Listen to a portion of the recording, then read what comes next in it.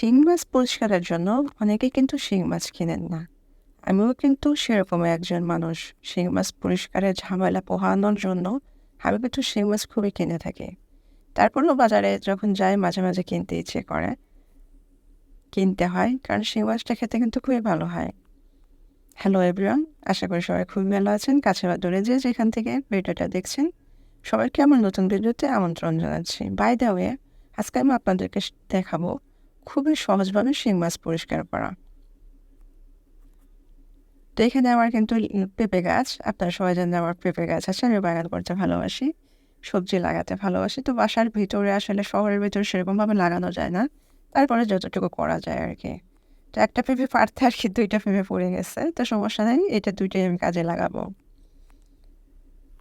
তো পেঁপেটা নেওয়ার পর আমি বিচি সহই কিন্তু এখানে আমি পেঁপেটাকে একটু কেটে নিয়েছি ছোট, ছোট করে। এই পেঁপেটা কিন্তু আমি ধুইনি, কারণ পেঁপের যে কষটা সেটি আমার বেশি প্রয়োজন হবে। আর বড়র থেকে অর্ধেকটা আমি কেটে নিলাম। ছাল সহই অবশ্যই আপনাদেরকে নিতে হবে।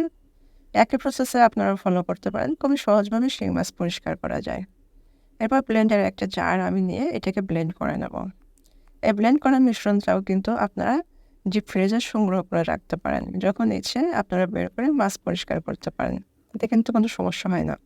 আমার কিন্তু সবগুলো মিশ্রণ লাগেনি। আমি অর্ধেকটা ডিপ ফ্রিজে সংগ্রহ করে রেখেছিলাম।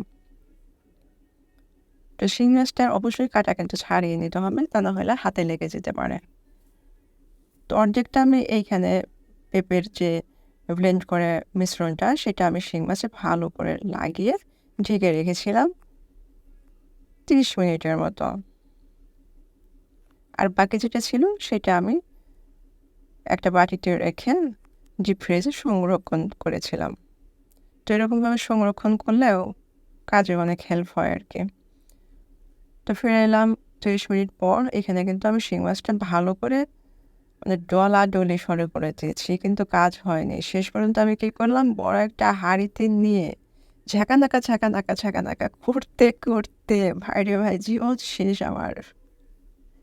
তো এরকমভাবে কতক্ষণ যে আমাকে শিং মাছটা ডলতে হয়েছে বলে বোঝাতে পারব না। আমার কিচেন শেষ হয়ে গেছে, আমার হাত ব্যথা হয়ে গেছে।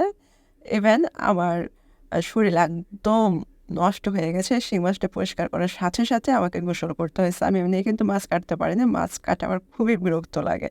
তো আপনাদের যদি ভালো লাগে তাহলে এরকমভাবে আপনারা অবশ্যই ট্রাই করতে পারেন। তবে অনেক ভালোই পরিষ্কার হয়েছে। মাশাআল্লাহ, যতটুকু হয়েছে সেইটুকুই আমি অনেক বেশি খুশি। তো আপনারা এই টিপসটা ফলো করতে পারেন। খুব সহজেই কিন্তু শিং মাছ পরিষ্কার হয়ে যায়। একদম সাদা ধবধবে হয়ে যায়। তো ভালো থাকবেন সবাই। আবার দেখা হবে নতুন কোনো টিপসের সাথে। আল্লাহ হাফেজ।